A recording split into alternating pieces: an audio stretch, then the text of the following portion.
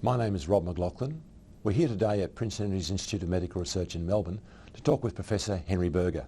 Where and when were you born? I was born in Vienna, in Austria, in May 1933. And your parents? My father was an organic chemist in the Department of Chemistry at Vienna University.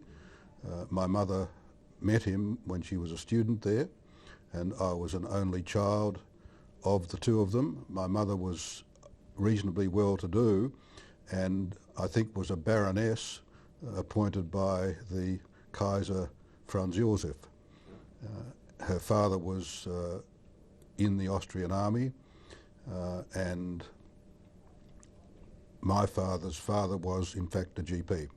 Where did you grow up? I grew up in Vienna for the first few years of my life, but was sent to England in 1939 and spent a year in boarding school before coming to Australia on the SS Oronsay, arriving just at the time of outbreak of war at the end of January in 1940.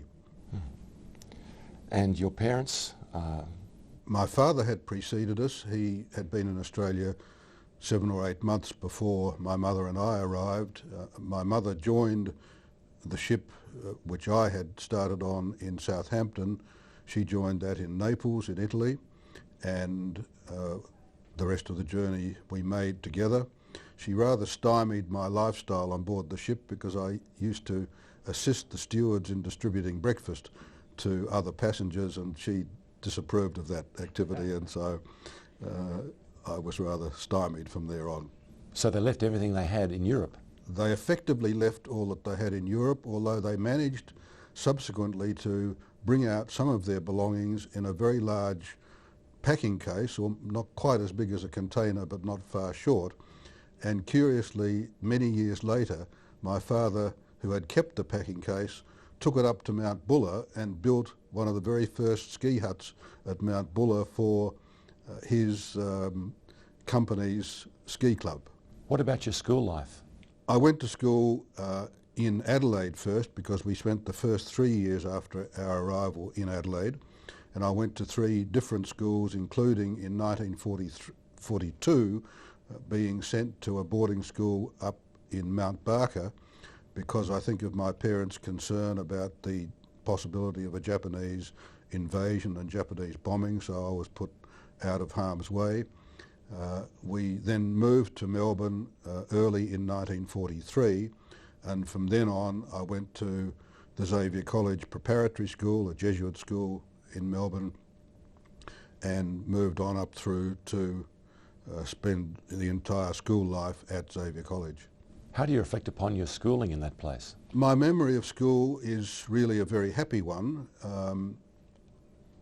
It was of interest perhaps to say that having come from Austria, but coming to a country which was at war with Germany and therefore regarded German speech and German culture with considerable distaste at the time, I found myself psychologically also developing anti-German characteristics or attitudes, and when my parents spoke German to each other in the street, I wouldn't actually walk with them. I would walk behind or in front, as if to detach myself from that atmosphere. And that actually was reflected in my last year at school, where I was doing German as a year 12 subject and didn't do very well in it, and was filled with pride when one of my oral examiners said that it was really very surprising to learn that I was actually born in Vienna. Not a sentiment of which my mother approved at all, but which I was quite proud of.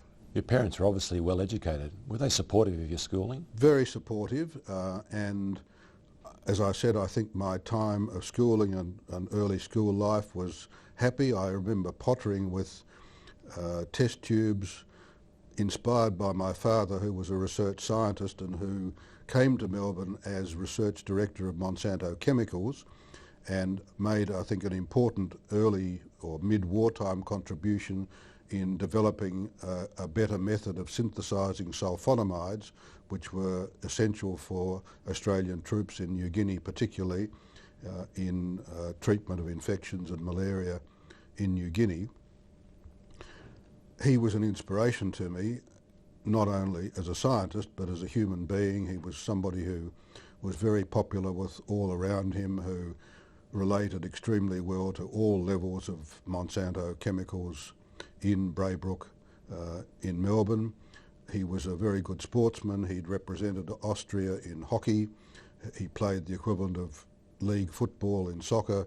He was a very good tennis player and skier, and I very much looked up to him, even though I could not do any of the things nearly as well as he could in those areas. He clearly taught me to ski and taught me to play tennis, and he was an inspiration. My mother, meantime, had decided that she had to contribute to the family income, and she did a Bachelor of Arts and subsequently became a senior lecturer in French at the University of Melbourne. But my schooling was happy. The school was supportive, open, taught one to be self-critical, and I made a lot of friends there, and I believe that one of the influences that led me to do medicine rather than anything else was the group of friends whom I met and who were all determined to do medicine at that time. I also enjoyed many aspects of school. I learnt about music from a school contemporary and colleague who introduced me to many aspects, and music has been a lifelong love, particularly Baroque and classical era music, but I also like popular music. I participated in sport, but without a great deal of success, except for one 6-wicket haul against Melbourne Grammar in the under-15B cricket team. And in my final years at school, I did the equivalent of Year 12 twice because I was too young to go to university after the first time, and that gave me an opportunity to do subjects that I might not otherwise have been able to do. And amongst those, perhaps the most important was English literature, where I had a superb teacher and really thoroughly enjoyed my experience of that topic. I also enjoyed physics and chemistry. The decision to do medicine was not too difficult a one. I was torn between doing organic chemistry like my father or doing medicine. It's hard to remember precisely what moved me in the direction of medicine, but certainly having a grandfather who was medical, having a close school friend whose elder brother was a doctor whom I admired, were influences, I'm sure, that went towards that. This was a Catholic school. Has Catholicism been an important part of your life? Catholicism was a very important part of my life. As you said, Xavier College was a Catholic school. I think it would be fair to say that we were taught in a reasonably open manner without having dogma thrust down our throats, so that one did develop a critical attitude at school, but I was, I think, what you would call quite a devout Catholic. When I was at university, I continued in that regard, and I continued in that regard when I was a resident and registrar at St Vincent's, which was just down the road from St Patrick's Cathedral, and I used to go to Mass quite frequently there. At that time, I really followed church teaching, I think, quite closely and obediently, but once I'd met my wife, she used to challenge me and make me think. She always used to say, they give you the questions and they give you the answers, and I want you to think about asking some of the questions yourself. And it was really that as a major influence that made me start to question some aspects of Catholicism. There was a particular Jesuit priest who taught you mathematics and indeed went on to marry you, I understand. There was a Jesuit priest called Father Wormsley J. Smith, who walked with a limp and a walking stick and who taught us mathematics and religious knowledge, and he subsequently married Jenny and myself in 1959. In your last year of schooling, you did very well in chemistry and got into medicine. Was it difficult to get into medicine in those days? To my best memory, no, not at all. You could actually nominate and say you wanted to do medicine. I can't remember if there was any sort of a quota, perhaps there was, but I don't think any of us from the school who wanted to do medicine failed to gain admission. Before starting your undergraduate program, you had some interesting experiences serving your country in the national service. Can you talk about that? Yes, at that time, national service was a compulsory part of one's late teens, particularly between school and tertiary education, and that involved going to the army camp at Puckapunyal near Seymour for a period of 12 or 14 weeks. It was a curious experience for me as somebody who had never been any part of military service at school. I'd never been a cadet or anything of the sort. Hundreds of us were taken up to the railway siding outside Puckapunyal, and our names were called as we were allocated to the various companies of which we were going to be members for the subsequent 12 or 14 weeks. And I remember standing the whole day on this siding and not having my name called. And finally there were 5 of us left on the platform, and we were informed that we were the forerunners of a company, the large part of which would be made up of boys coming from the country, from Cobram, Tokemwal, Shepparton, Echuca. And so I became a sole occupant of my platoon hut for one night before the rest of the fellows arrived from those country towns. To me, that was a very important education in human relationships, in learning to live with people who were of entirely different upbringing and educational level. I was sent immediately to a training course in order to become either a lance corporal or corporal, and when my colleagues in the hut realised what I was doing, they made quite dire threats about my health unless I came back with 2 stripes as a corporal, which thank God I duly did. One of the big pluses of that, and at the time I don't think I enjoyed national service at all, but in retrospect found it was very valuable, and one of the things that was very valuable is that we were taught to teach. We had to give lessons to the rest of the platoon, and we were taught the principles of good teaching, and I think that stood me in tremendous stead when I used to teach medical students and colleagues and graduates, etc. later. So you entered medicine with experience in teaching, in human relations, and with a commanding knowledge of English. That was a very powerful combination for you. Well, that was always a fortunate attribute I think that I had, that I could speak quite well and could write well.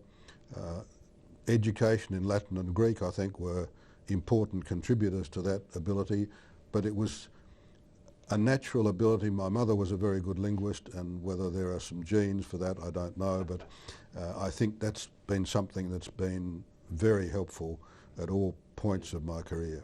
What about your undergraduate medical training at Melbourne University? I did the classic 6-year medical course of the time, 3 preclinical years, a year of pathology and introductory medical studies, and then 2 full-time clinical years where I was a student at St Vincent's Hospital, an institution about which I have very warm feelings. It was a great teaching hospital, a classic clinical school, excellent clinical teaching, wonderful pathology teaching in the autopsy room. One great character, a pathologist called Alex Tate Smith, who used to rivet us with his post-mortem demonstrations. But I very much enjoyed my clinical teaching in medicine and surgery, and at the end of the medical course was actually extraordinarily fortunate in that I topped the year and got first-class honours in all the 3 major subjects and won most of the clinical prizes that were on offer at the end of that year.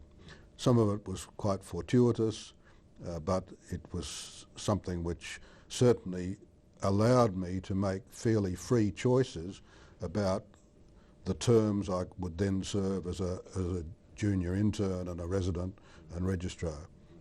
I was effectively had free choice, first choice of what I wanted to do. Can you recall any individuals who made a special contribution to your medical education, and in what areas? One of the areas to which I could comment there was that a group of us formed a little, if you like, extracurricular tutorial group. One made a private arrangement with appropriate people to be tutored, and we had a medical tutor who was one of the senior physicians at St Vincent's, John Carl, a surgical tutor, John Connell, and an obstetric and gynecological tutor called Morris Barrett. And we met with these individuals very regularly. They were very helpful in teaching us how to learn clinical medicine and surgery and obstetrics and gynecology.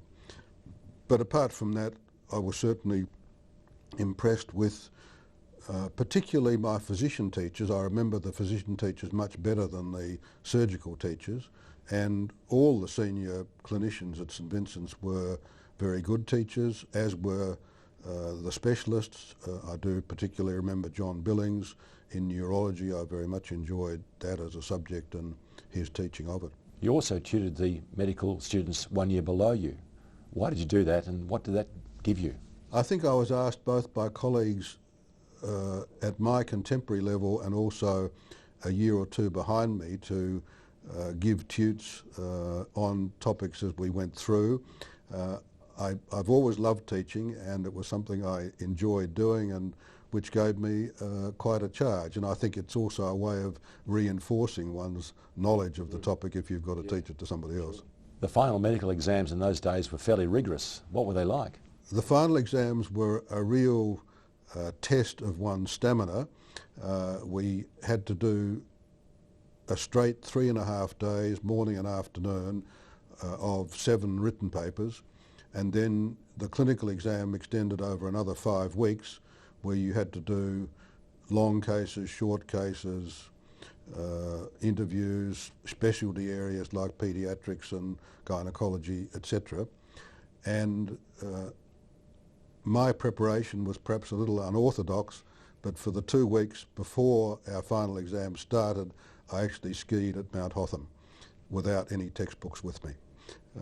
And I found that was a fantastic preparation in terms of fitness and energy and so forth. Now, your examiners presumably didn't know that you'd been skiing for the last 2 weeks. I suspect my examiners didn't.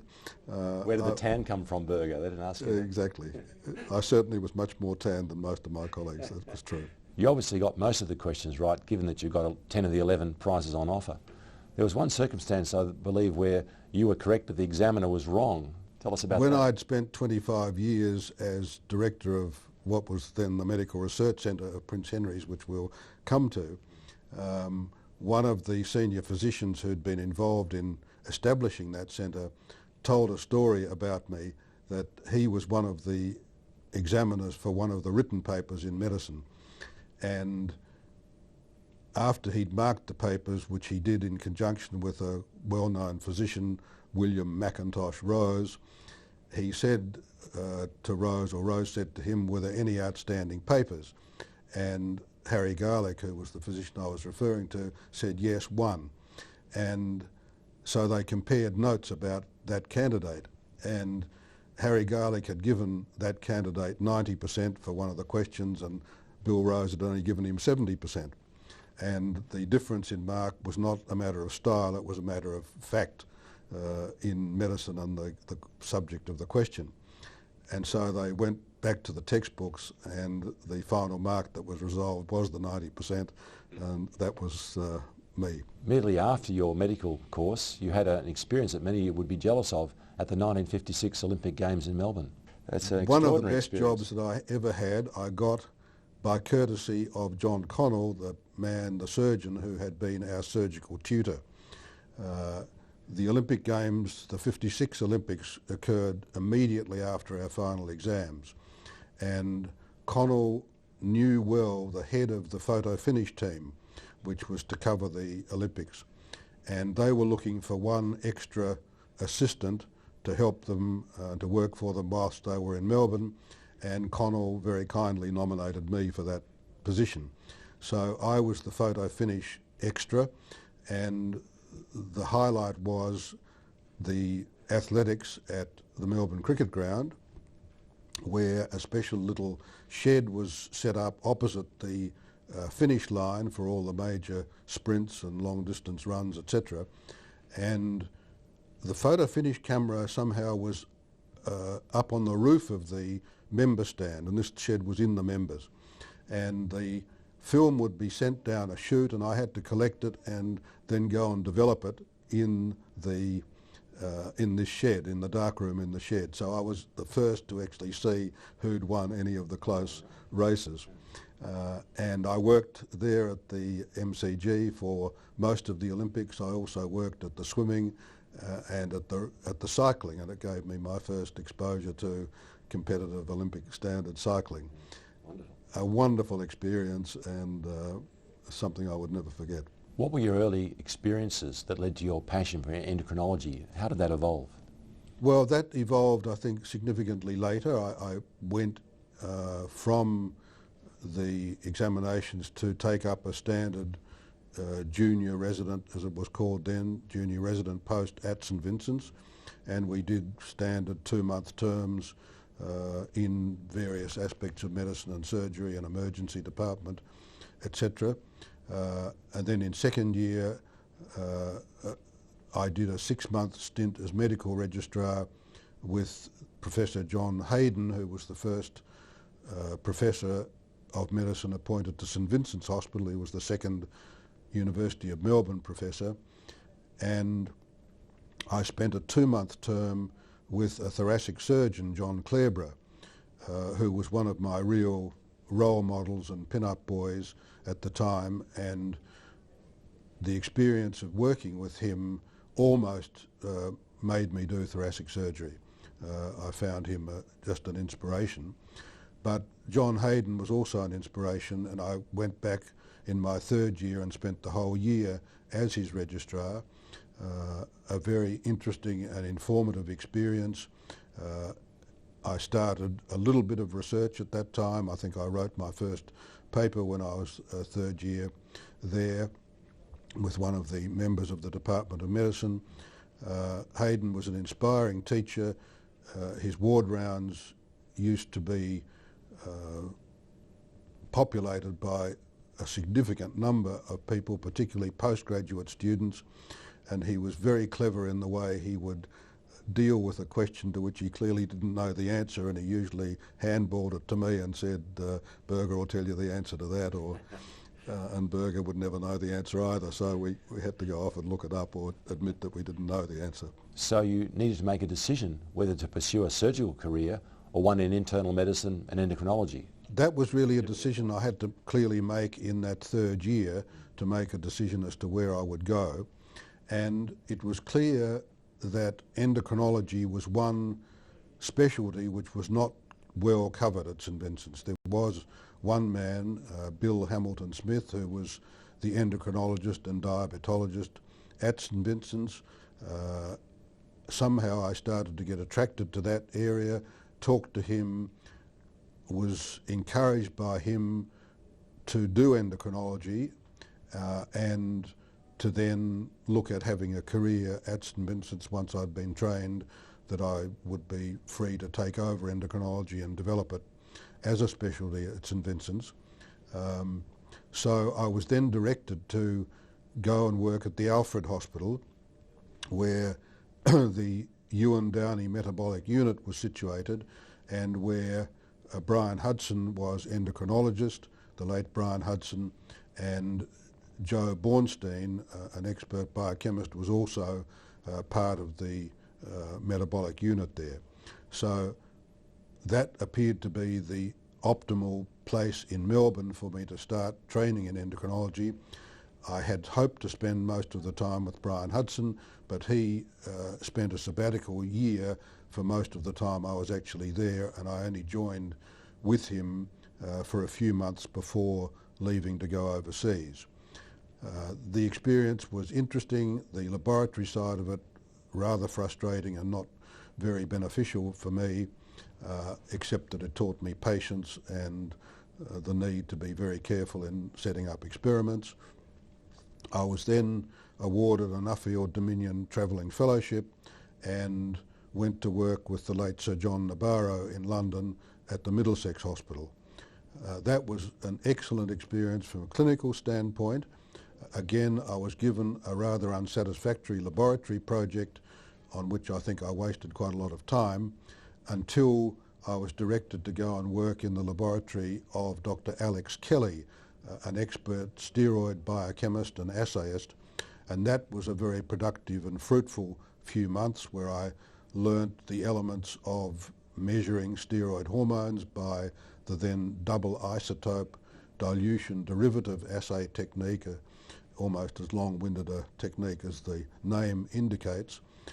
But that led to my being able to measure testosterone in various disorders in women, and led to my first paper in the Journal of Clinical Endocrinology and Metabolism as a result of the work that I did with Alex Kelly and under John Nabarro's overall supervision, because that was an area that Nabarro himself was interested in. So clearly you had developed an interest in endocrinology. What was it about that subject that really triggered your interest and passion? I was attracted to endocrinology, I think, in part because of my father's background as a chemist and as somebody who worked in the laboratory and used laboratory techniques in his profession. And I saw endocrinology as a specialty which would allow me to combine clinical medicine in an area that I found interesting with laboratory technology, the need to learn and execute assays for hormones in the lab, and the possibility of that combination was one that I very much valued and attracted me, and I think that's probably why I went in that direction. I never had any cause to regret that, and found myself also with the opportunity to visit in England institutions like the Royal Postgraduate Medical School at Hammersmith, where I used to go out to their grand rounds and occasionally go on ward rounds, and was exposed to the upper echelons of English endocrinology and English general medicine at that time. But that's really was the kind of thing that attracted me. Mm-hmm. So there you were in England, you were experiencing the very highest level of academic environment in England. A very important event then occurred whilst we were in England, in that I was visited by the late Brian Hudson, who by that time had been appointed Foundation Professor of Medicine, Monash University, at the old Prince Henry's Hospital, which no longer exists. And Brian came to London in 1962, telling me that he'd been asked to look after a new initiative at Prince Henry's, which was to establish a medical research centre, the only hospital of the teaching hospitals in Melbourne that didn't have such an institution or research laboratory. And he asked me if I would consider being the associate director of this research centre. Well, clearly I thought all my Christmases had come at once. This was an unbelievable opportunity, I think a very precocious one when I was still very much in the raw stages of learning endocrinology, but he clearly had some sort of faith in my abilities and possibilities, and so I accepted that with alacrity, much to the chagrin of my St Vincent's colleagues who had fully expected me to come back there. I remember before leaving for London going to see the Mother Rectress who held all the power at St Vincent's, but who was a new Mother Rectress whom I had not previously known. And when I asked her could I have any assurance that I might have a future in endocrinology at St Vincent's, as had been in a sense promised to me, she said, no, I'm not going to give you that sort of insurance before I see how you get on overseas. So I bottled that piece of information, and when I was offered the Prince Henry's job, of course I accepted it with great enthusiasm. And Brian was then immensely helpful in suggesting to me that the future of endocrinology in the research field would be in the protein hormone field, not in his field, which was steroid hormones. He'd been an expert in measuring testosterone, but he was also interested in other aspects of steroid endocrinology in particular, but he said the future is in protein hormones.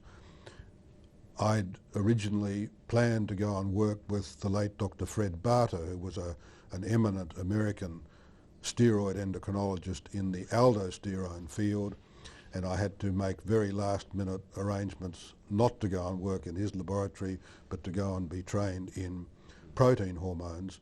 And so when we went on from London to the States, where I had a US Public Health Service postdoctoral fellowship, I went to work in a protein hormone laboratory rather than the steroid hormone laboratory from which I'd originally. Very critical decision, wasn't it? It was a hugely important decision, and it was absolutely the right advice, yes, which Brian had given me.